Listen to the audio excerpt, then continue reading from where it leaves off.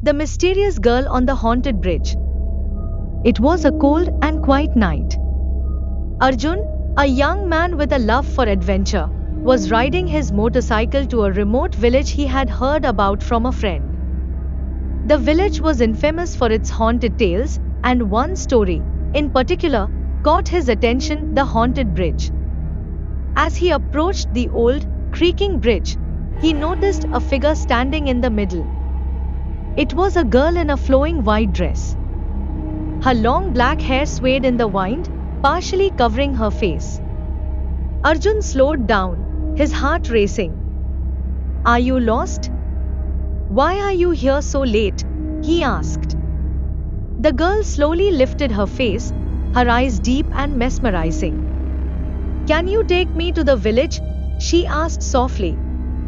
Arjun hesitated for a moment, but something about her voice drew him in. "All right, hop on," he said.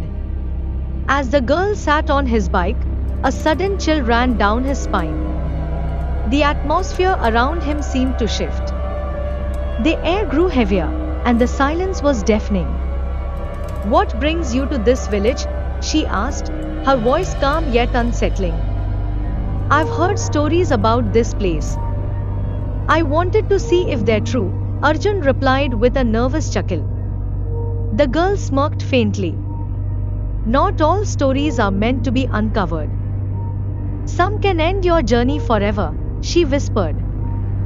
Her words sent a shiver down Arjun's spine, but he kept riding. The road ahead seemed darker than before, and strange shadows flickered in the distance. Suddenly, his motorcycle sputtered and came to a halt. "What's going on?" he muttered as he tried to restart the engine. When he turned to ask the girl if she was okay, she was gone.